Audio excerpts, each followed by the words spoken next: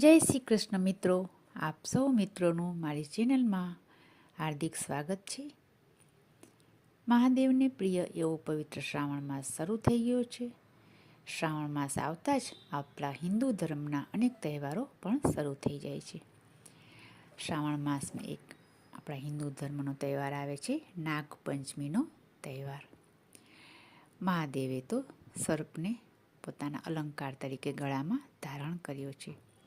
તે નાગ દેવતાની પૂજા અર્ચના કરવાનો તહેવાર એટલે નાગપંચમીનો તહેવાર. આજની વિડીયોમાં આપણે નાગપંચમી વ્રતનું વિધિ અને તેની કથા વાર્તા સાંભળશું.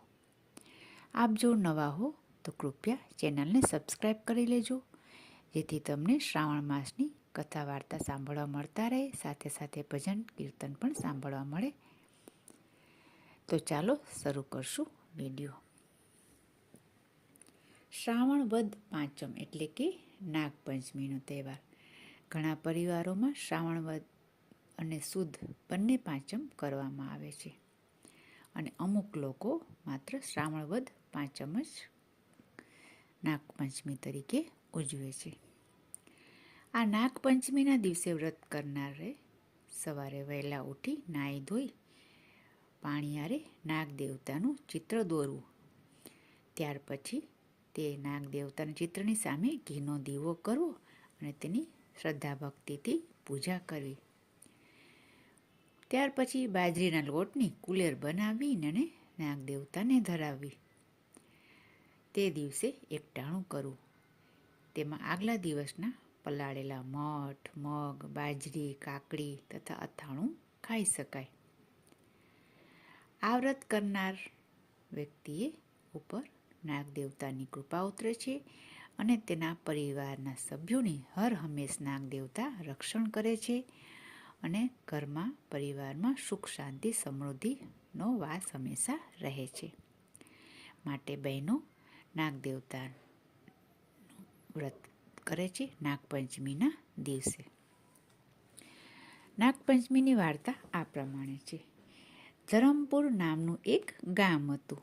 આ ગામમાં એક ડોસીમા રહેતા હતા. આ ડોસીમાને 7 દીકરા હતા. ડોસીમાએ આ 7 દીકરાઓને પરણાવી દીધેલા. તેથી 7 વહુઓ સાથે રહેતી હતી. ડોસીમાની આ 7 વહુઓનું પિયરમાં ખૂબ સારું હતું. માતા પિતા હતા અને બધી વાતે સુખ હતું. પરંતુ નાના દીકરાની વહુને પિયરમાં કોઈ જ હતું નહીં. અવારનવાર બધા એને નબાપી કહીને મેણા મારતા હતા. એટલું જ નહીં, ઘરનું મોટા ભાગનું કામ નાની વહુ પાસે કરાવતા અને પેટ પૂરતું જ ખાવા આપે તો આપે, નકર ક્યારેક ભૂખ્યા પણ રહેવું પડતું હતું. હવે બન્યું એવું કે શ્રાદ્ધના દિવસો આવ્યા. ડોસીમાના ઘરમાં દૂધની ખીર રંધાણી અને દૂધપાક પણ બનાવ્યો. હવે નાની વહુને ચડતા દાડા હતા, તેથી નાની વહુને ખીર ખાવાનું ખૂબ જ મન થયું, પણ એ શું કરે, તેને કોઈએ ખાવાનું કહ્યું નહીં. ડોસીમાના ઘરમાં બધાએ સાથે બેસી અને જમી લીધું. જમી લીધા પછી સાસુએ એને બૂમ પાડી કહ્યું, અલી નબાપી, જા, જે વધ્યું ઘટ્યું હોય તે ખાઈ લે. જમીને પછી એઠા વાસણો હોય તે નદીએ જઈને ઉટકી આવ. નાની વહુ તો બચારી રસોડામાં ગઈ. તેણે ખીરનું તપેલું જોયું તો તપેલું ખાલીખમ. વહુની આંખમાં તો આંસુ આવી ગયા. ખાલી 2-4 પૂરી અને 1 ચમચી જેટલું શાક વધ્યું હતું. તે વધ્યું ઘટ્યું ખાઈ એઠા વાસણનું તબકડું માથે ઉપાડી વહુ તો નદીએ વાસણ માંજવા ગઈ. તેણે નદીએ જઈ બધા વાસણો તબડકામાંથી બહાર કાઢ્યા. એમાં 1 વાટકામાં કોઈની એઠી ખીર વધી હતી. નાની વહુ તો ખીર જોઈ અને ખૂબ જ રાજી થઈ ગઈ. તેણે ખીરનો વાટકો ઝાડ પાસે મૂક્યો અને વિચાર્યું કે પહેલાં હું વાસણ માંજી લઉં, પછી આ ખીર હું પી જઈશ. નાની વહુ તો વાસણ માંજી નદીમાં નાહવા ગઈ. નાહી ધોઈ પછી તે બહાર આવી અને બહાર આવીને ઝાડ પાસે જે વાટકી હતી ત્યાં ગઈ અને જોયું તો વાટકી તો ખાલી ખમ. તેમાં જરા પણ ખીર બચી ન હતી. નાની વહુએ જે ઝાડ નીચે ખીરની વાટકી મૂકી હતી તે ઝાડમાં એક રાફડો હતો. તે રાફડામાંથી નાગણી આવી અને ખીર ખાઈ ગઈ હતી અને પછી રાફડામાં સહેજ મોઢું બહાર રાખીને બેઠી હતી. તેને થયું કે નક્કી આ સ્ત્રી મને હમણાં ગાળો દેશે. પરંતુ નાની વહુ ખૂબ જ ભલા સ્વભાવની અને ઉદાર સ્વભાવની હતી. નાની વહુ તો ગુસ્સે થવાને બદલે બોલી, આ ખીર મારા જેવી કોઈ દુખિયારી ખાઈ ગઈ હશે. જેવું મારું પેટ ઠરે એવું આ ખીર ખાનારીનું ઠરજો. આવા ઉદાર શબ્દો સાંભળીને નાગણી તો ખુશ થઈ ગઈ. તે રાફડામાંથી બહાર નીકળી અને બોલી, બેટી, મને ખૂબ ભૂખ લાગી હતી એટલે તારા ભાગની ખીર હું ખાઈ ગઈ. બોલ, તારે એના બદલામાં શું જોઈએ છે? દીકરી, તારે કઈ વાતનું દુઃખ છે? નાગણીની વાત સાંભળી વહુએ તો બધી માંડીને વાત કરી કે મારા પિયરમાં કોઈ નથી, તેથી બધા મને સાસરીમાં ખૂબ દુઃખ આપે છે. મને સાસરીવાળા લોકો નબાપી કહીને મેણા મારે છે. મને સાસરીમાં પૂરું ખાવા પણ મળતું નથી. વળી થોડા દિવસોમાં મારો ખોળો ભરાવાનો છે. મારે કોઈ ભાઈ પણ નથી. હું કોને ખોળો ભરવા સમયે બોલાવીશ એ મૂંઝવણમાં છું.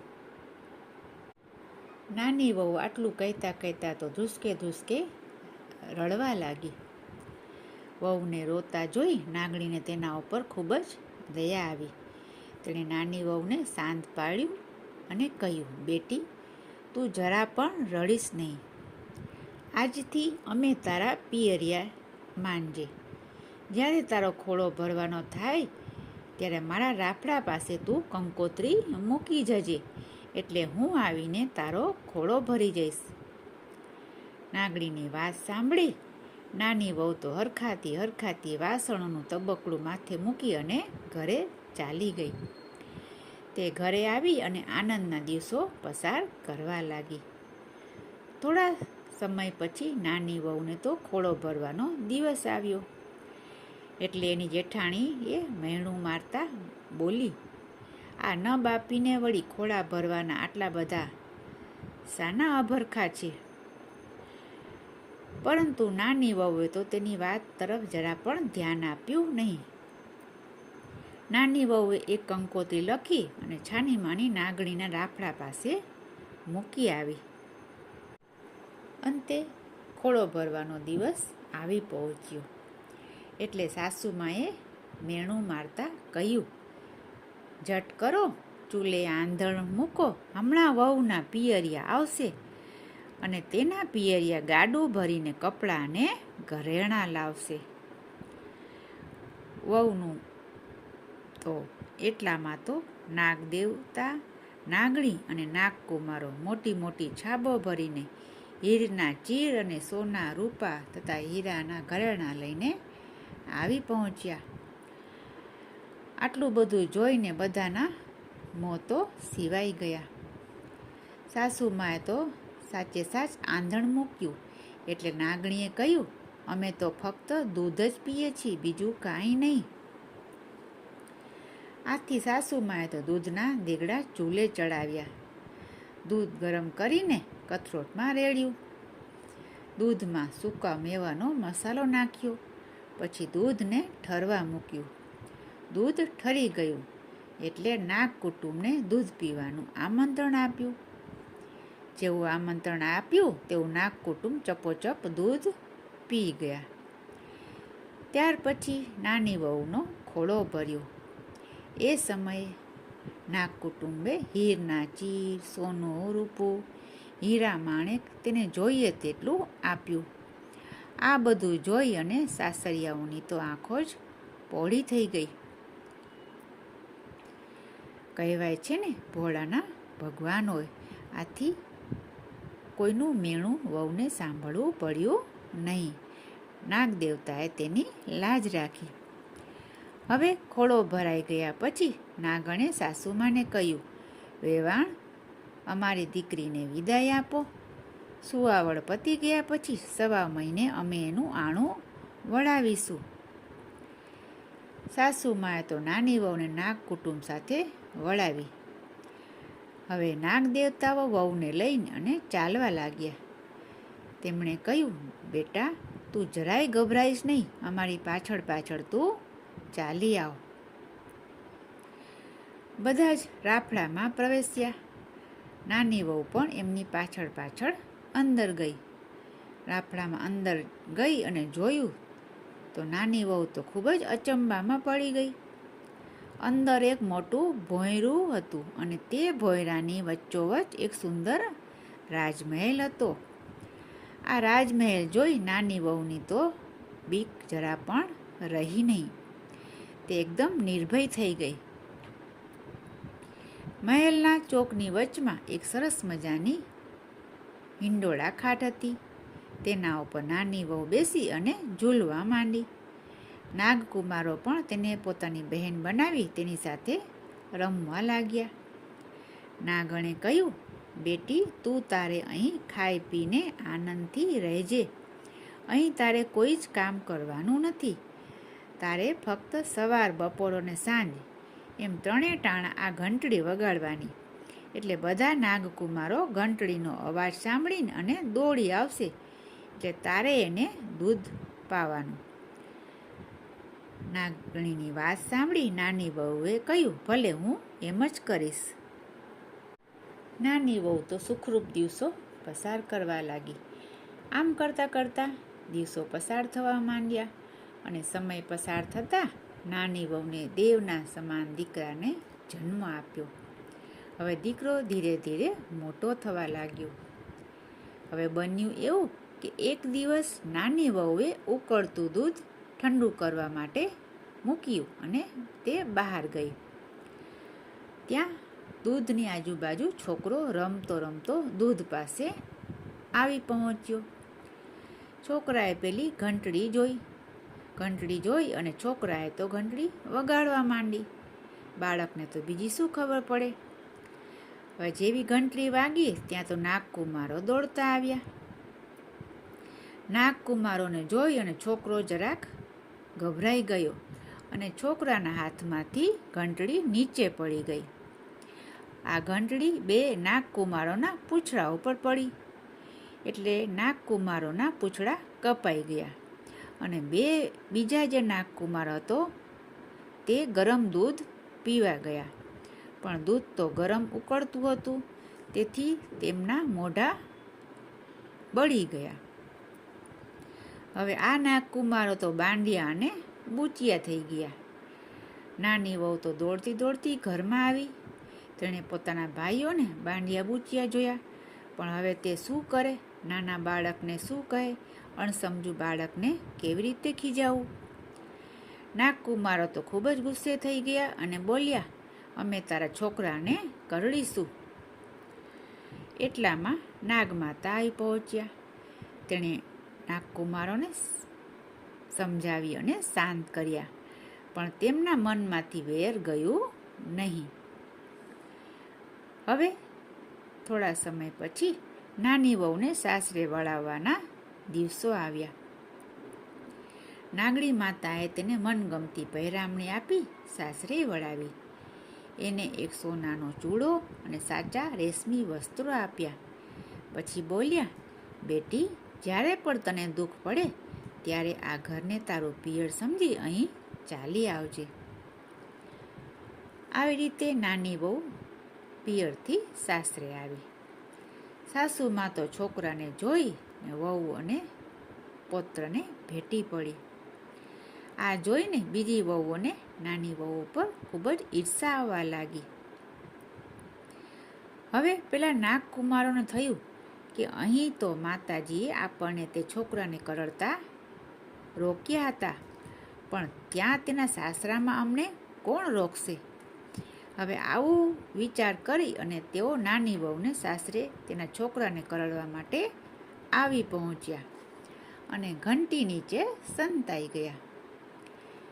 હવે બન્યું એવું કે એટલામાં નાની વહુ પાણીનું બેડું ભરીને આવી રહી હતી અને જ્યારે પાણીનું બેડું ભરીને આવી રહી હતી ત્યારે ઉંબરામાં તેને અચાનક ઠેસ વાગી એટલે તે મોઢામાંથી નીકળી ગયું, ખમ્મા મારા બાંડિયા બુચ્યા વીરોને. આવું સાંભળી નાગકુમારો તો વિચારમાં પડી ગયા કે બહેન આપણને હજી પણ કેટલા યાદ કરે છે. બીજે દિવસે નાની વહુ પાણી ભરવા ગઈ. નાગકુમારો પણ છાનામાના તેની સાથે ગયા. હવે ત્યાં પણ બન્યું એવું કે વહુને વાવને પગથિયે ઠેસ વાગી અને ફરી તે બોલી, ખમ્મા મારા બાંડિયા બુચ્યા વીરોને. વહુના મોઢામાંથી આવો ઉદાર યાદગીરીના શબ્દો સાંભળી નાગકુમારોએ જોયું કે બહેનને તો આપણા ઉપર આટલો બધો પ્રેમ છે. બહેનને આપણા ઉપર આટલો બધો પ્રેમ છે તો તેના બાળકને આપણે કરડવાનો જે વિચાર છે તે માંડી વાળવો જોઈએ. અને નાગકુમારોએ તેના બાળકને કરડવાનો વિચાર છોડી અને ત્યાંથી ચાલ્યા ગયા. એક દિવસ નાની વહુના છોકરાએ જેઠાણીના દૂધની તાંબડી ઢોળી નાખી. આથી તે ખૂબ જ ગુસ્સે થઈ અને છણકો કરતા બોલી, અમારા રાંકનું દૂધ શા માટે ઢોળી નાખો છો? તમે તો મોટા ઘરના છો. કાલે ગાયો ભેંસો લાવીને બાંધશો, પણ અમે શું કરીશું? આવું જેઠાણી છણકો કરતા બોલી. જેઠાણીનો આવા શબ્દો સાંભળી નાની વહુને તો ખોટું લાગી ગયું. તે છોકરાને લઈ નાગમાતા પાસે પિયર ગઈ અને પોતાના દુઃખની વાત કહી સંભળાવી. નાગમાતાએ દીકરીને આશ્વાસન આપ્યું અને કહ્યું, બેટી તું ઘેર જઈ અને વાળો બંધાવ. હું કાલને કાલ તને ગાયો ભેંસો મોકલી આપીશ. આવી રીતે આશ્વાસન મેળવી વહુ તો ફરી સાસરે આવી. વહુએ તો ઘેર આવી અને ગાયો ભેંસો માટે વાળો બંધાવ્યો. એટલામાં તો પેલા બાંડિયા બુચિયા ભાઈઓ પુષ્કળ ગાયો ભેંસો લઈને આવી પહોંચ્યા. બહેનનો વાળો તો ગાયો ભેંસોથી ભરાઈ ગયો. બહેને થોડી ગાયો ભેંસો જેઠાણીઓને પણ આપી. તેથી જેઠાણીઓ પણ ખૂબ જ ખુશ થઈ ગઈ. આવી રીતે આખા ઘરમાં આનંદ છવાઈ ગયો.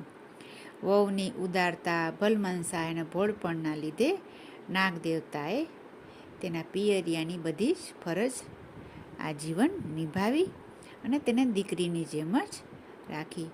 કોઈ પણ સત્કર્મનું પુણ્ય ક્યારેક ને ક્યારેક તો મળે જ છે. માટે હંમેશા કોઈ પણ જીવ પ્રત્યે ઉદારતા રાખવી અને સત્કાર્ય કરતા રહેવું જોઈએ. આપણને સત્કાર્યનું ફળ ક્યારેક ને ક્યારેક તો ઈશ્વર આપી જ દેતો હોય છે. હે નાગ દેવતા, તમે જેવા નાની વહુને ફળ્યા તેવા આ વ્રત કરનારને, કથા કરનાર, સાંભળનાર સૌને ફળજો. આશા રાખું છું આપ સૌ મિત્રોને વિડીયો સારી લાગી હશે. વિડીયો સારી લાગી હોય લાઈક કરશો અને કોમેન્ટમાં જય શ્રી કૃષ્ણ કરશો અને વિડીયો સેવ કરી રાખશો. નાગપંચમીના દિવસે આપ સૌ આ વાર્તા સાંભળશો. ગ્રુપમાં અને સગા સંબંધી મિત્રોમાં આ વિડીયોને શેર કરશો. અને હજી સુધી જો ચેનલને સબસ્ક્રાઈબ ન કરી હોય તો કૃપયા કરી લેશો, જેથી મને પ્રોત્સાહન મળતું રહે. ફરી મળીશું બીજી નવી વિડીયોમાં, નવી વાર્તા અથવા ભજન સાથે. જય શ્રી કૃષ્ણ.